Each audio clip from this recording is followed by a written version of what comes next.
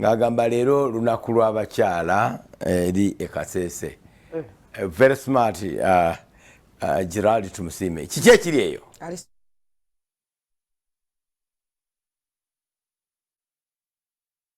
Ne Robert Mutebi ne Flufiga mu studio. Kituufu abakazi bavuddeyo be Kasese ku celebrating olunaku lw'abakazi bo tebasobola kugenda eri we baateeka national event. So bo basazeemu ne bavaayo ne baorganizinga ne bayita amagye kuva forces kuva mu poliisi UPDF UWA ne prison bonna bali wano bali mu rehearsals naye baayise omugenyi mukulu agenda Bella Robin Honorable Robin Anabancha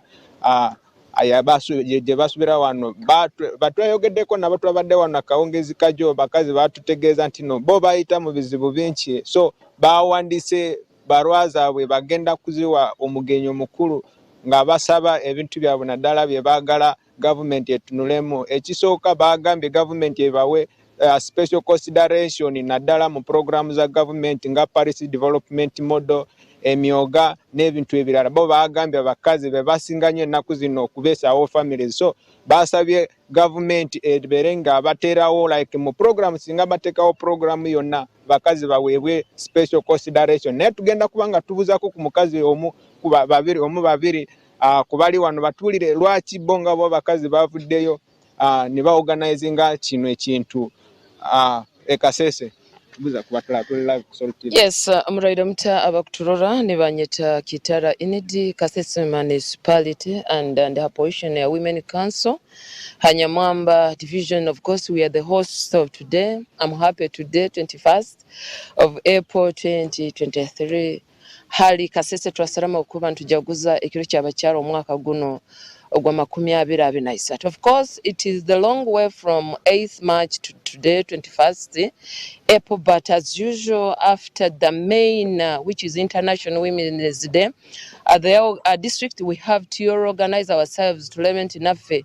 We have celebrated this day. Mchalo no wawansi yasigalayo ati yasobola kugenda ku main international celebrating and ayakifunemo achitegere era chimanye why he is supposed to celebrate the Women's Day. Today, of course, asinga ngendera ddala ku theme yaffe eragira ddala nti tulina okulagira ddala equal education. Kitegeeza nti omwana omuwala alina kusoma, omuvubuka alina kusoma, ate tubegese ebintu ebikwatire na sciences, tubegese ebintu ebikwatire n'ebyome bya kalimagezi, that is technology. Then to balance the gender equality and in future okulora ngu abaana baitu ebiro bikujja maiso baba in equal balancing, not gama necessarily boys you go to school only, girls you go to school only. So tukiboine nti nomwana wo wisiki are very, very important. And I thank the government of Uganda today because at this time we are celebrating, of course, with our Speaker of Parliament, Honorable Anita Mong, to be a woman and leading a Parliament of Uganda. Nanyu mcharo wa Kasese ninchehuliza. Obogenda Prime Minister Robin Anabanjarira, I feel I'm happy. Obokugenda Honorable East African Affairs, Mama Kadag, I feel very happy. That's why Kasese now want to show today that omukyala asomesa omwana wo obwisiki ekiro kya nyencha abe kuronge. So I want also to okugambira abakazi bagenzi bange nti abana betu tubehe omunsongeza okwanga kubatwala mu masomero okubasweza okusweza omwana akyali mwana muto is not amagoba ga ekiro kya nyencha. Omwana obwisiki alina kusoma because maybe omuganda agamba yesukali. Tuyanza olwakadde katukomeona. Omulabi wa Salt TV n'abali mu studio zezo songa z'abakazi oziwulidde kuva ku mukazi omu ebisingako tugenda biba wa mawulire gaffe omunyu live n'omunyu kusatu. Over to you mu studio.